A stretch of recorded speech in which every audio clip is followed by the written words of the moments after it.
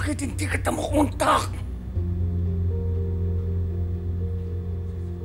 Dad, are you okay? Glenn, yeah, I'm okay. Are you sure? Para kayo nakakita ng multo, ah.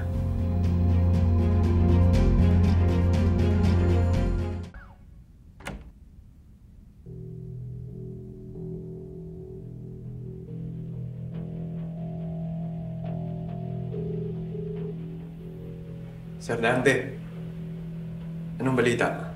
Gusto ko lang malaman kung may alam yung shota mo tungkol sa boss natin. Wala siyang alam. Sir, ililipat na ako sa Calabari State Prison. Mabubulok ako doon. Kapag di pa ako nakaalis dito, magsasalita na ako. Babagsak ang negosyo niyo. Pati reputasyon ni boss. Sige. Kausapin kasi, sir. Hindi ka pwedeng makarating sa lilipatan mo.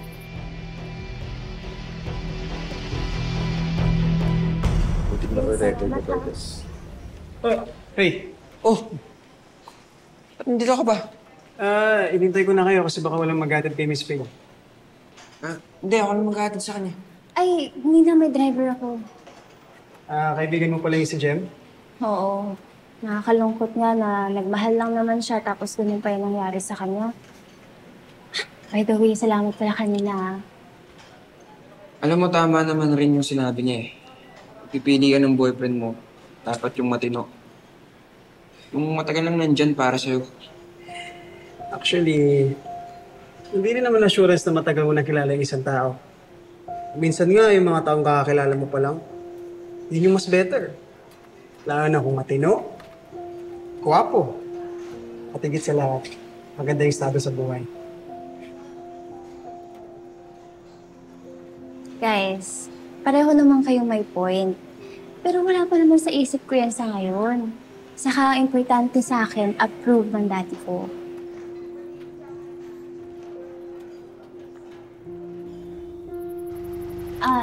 Guys, nandun na pala yung driver ko. Salamat ulit invite ko na din pala kayo sa Lua birthday party ng daddy ko. Alan, if free ka, punta ka din Sure, free ako. Sige, thank you. Bye-bye. Hatid na kita!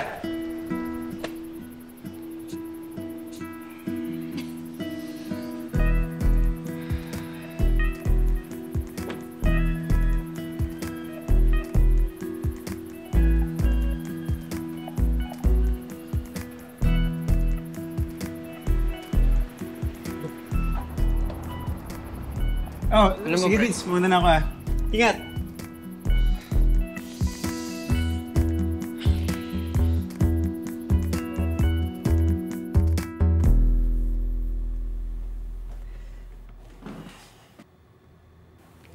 Parang stressed out kayo, Dad.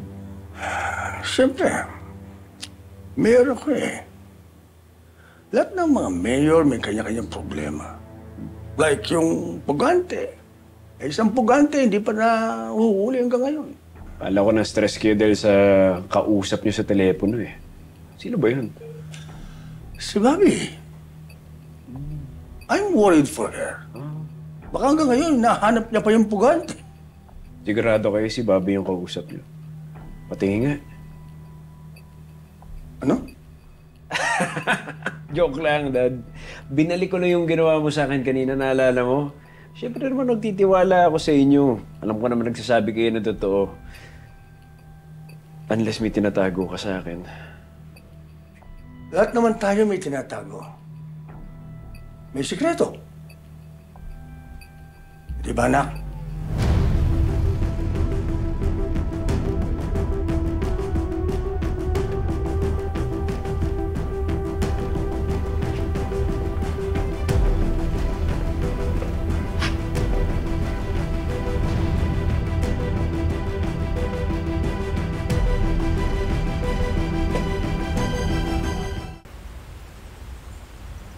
Isama lolo mo, At ang mga tanod niya, yung dalawa.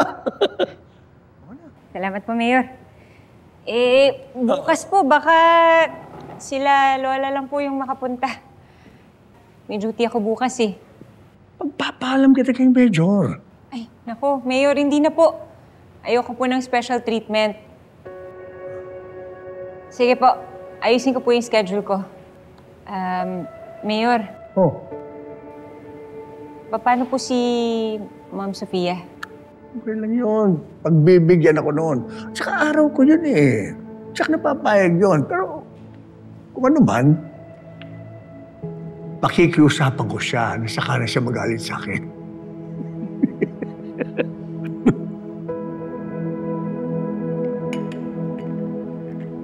Anak, oo nga pala.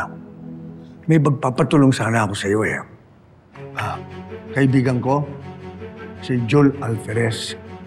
Nawawala siya eh. Kahapon pa. Nakamotor siya kahapon. Pero hanggang ngayon, hindi ko makontak. Nalaman niyo po ba yung last possible location niya? May mga kaaway ba siya? Ano po yung pakay niya bago siya mawala? Sundan mo si Glenn. Gusto ko lang malaman kung ang anak mo ay tao o demonyo.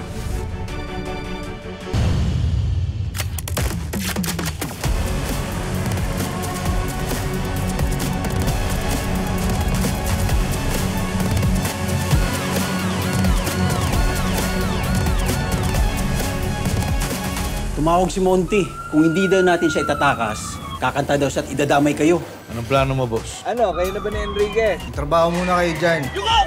Ang tsaka! Paalisin mo mga yan.